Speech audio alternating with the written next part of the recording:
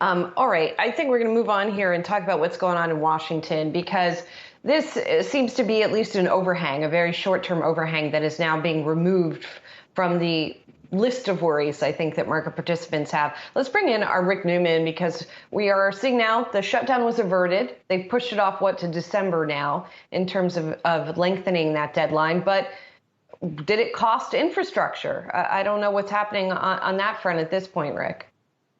It seems that way. And if people who follow the political gamesmanship here are characterizing this, of course, as a defeat for Democrats and for House Speaker Nancy Pelosi, because she did not bring that $1 trillion infrastructure bill up for a vote yesterday, as she said she was planning to. So that's the second delay.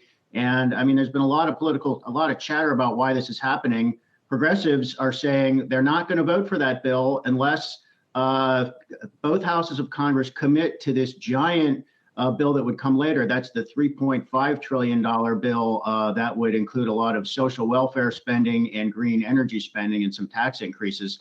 So Democrats can't even agree among themselves. It does seem that they're in some sort of disarray. However, there was never a real deadline that made them vote on the infrastructure bill this week. That was just what Nancy Pelosi said she wanted to do. And they're going to continue to negotiate on this. And I think the way to think about this is, while it looks like the infrastructure bill died or it was a huge defeat for the bill, this is actually just part of the process. This is getting everybody to state exactly where they stand.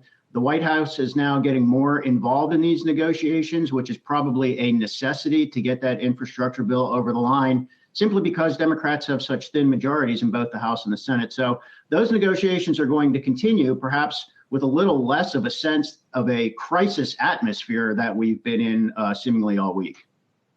Ricky, talk about Pelosi there, but I want to zoom in on the Senate, where it seems like Joe Manchin and Kyrsten Sinema getting a lot of attention there. Now, I guess the question is, naturally, the Democrats have maybe framed this as Republicans are trying to hold this up, but we've seen that, at least for Chuck Schumer, the majority leader there, it's been difficult for him to get those more centrist Democrats on board, and Manchin's been recirculating this agreement that he apparently had with Chuck Schumer with regards to having a top line number of $1.5 trillion on this bill and no more than that. So how much of this is stuff that we already knew about the Democratic composure in the Senate, or how much of this is kind of a new stonewalling from the more centrist members of that left party? Some of it we've known for a while, but I think we're also seeing the pieces come together. And I saw one good analogy in a piece of analysis this morning saying what's happening now is everybody who is a serious negotiator here is putting their cards on the table and flipping them over. So we're now seeing where the important negotiators stand. We knew Joe Manchin, the senator from West Virginia, we knew he was not going to support a $3.5 trillion bill. He's been saying all along, and he's been using this word fiscally insane to describe that amount of spending. That's not new. But what is new is yesterday he said, well, how much spending would he support? We haven't known until now. And now we know his top line number is around $1.5 trillion. And just to remind everybody, the only reason Joe Manchin and Kyrsten Sinema are so important here is because Democrats only have a one vote majority. So they literally need every single vote in the Senate.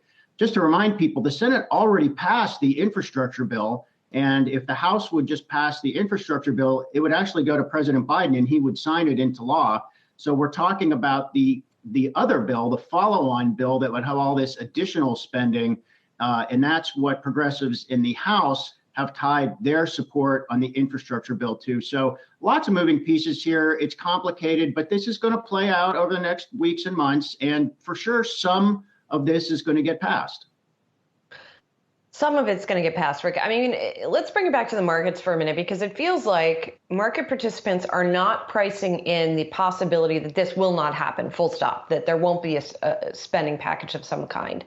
Should they be pricing, or at least considering the possibility that A, the House won't pass infrastructure, or not in its current form, and B, that there won't be a spending package even remotely as large as the president would like? Well, I think you have to break down what parts of this legislation would really affect markets, because it's not clear that all of it would affect markets. So I think it's safe to say that one of the things investors care most about are the tax changes that would directly affect corporate profits, for example. And it does still seem likely, we are going to see a modest increase in the corporate income tax rate and probably in the top rate for individuals, but not as much as Biden wants. So it seems pretty clear to me the market has priced that in, and given that it could be a smaller tax increase than Biden has asked for, that could actually end up being a minor positive for markets, given that perhaps they were expecting something worse.